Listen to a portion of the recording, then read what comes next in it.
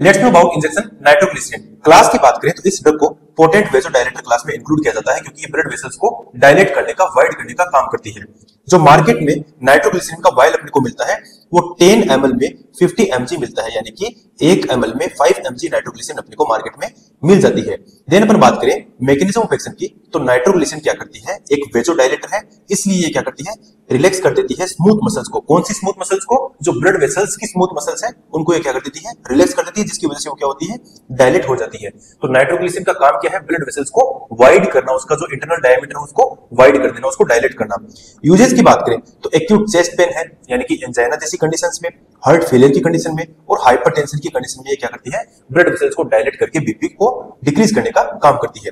Dose and root की बात करें तो 5 से लेकर के 300 माइक्रोग्राम पर केजी पर मिनट के हिसाब से अपन क्या करेंगे, इसको इन्फ्यूज करेंगे। कभी भी इसको बोलस फॉर्म में नहीं दिया जाता, इसको डाइल्यूट करके इसको इन्फ्यूज किया जाता है। देन अपन बात करें साइड इफेक्ट्स की, तो नाइट्रोग्लिसरीन के जो मुख्य साइड इफेक्ट होते हैं, क्योंकि ये क्या करती है, वे जो डायलेटर है, that's why it can cause headache, hypotension, low BP and flushing. चेहरे पर क्या मिलेगा, रेडनेस देखने को मिलेगी और चेहरे में वार्मथ फील होगा, that is known as flushing. Then अपन बात करें कॉन्ट्रा इंडिकेशंस की, कौन कौन सी कंडीशन में अपन नाइट्रोग्लिसरीन जो है उसको अवॉइड करेंगे। तो हाइपोटेंशन, जब इंडिविजुअल का जो सिस्टोलिक बीपी है वो less than 90 mm of Hg से डिक्रीज हो, 90 से डिक्रीज हो, तो उस कंडीशन में अपन क्या करेंगे, इसको अवॉइड करेंगे। सिल्डेनाफिल यानी कि जो वियाग्रा जैसी टैबलेट्स है उनसे भी क्या होता है, ब्लड वेसल्स वाइड होता है, तो उनके साथ भी इस ड्रग को अवॉइड किया जाता है। और साथ ही साथ यदि इंडिविजुअल का इंट्राक्रेनियल प्रेशर बढ़ा हुआ हो तो उस कंडीशन में भी नाइट्रोग्लिसरीन को अपन कॉन्ट्राइंडिकेटेड करेंगे, नहीं देंगे।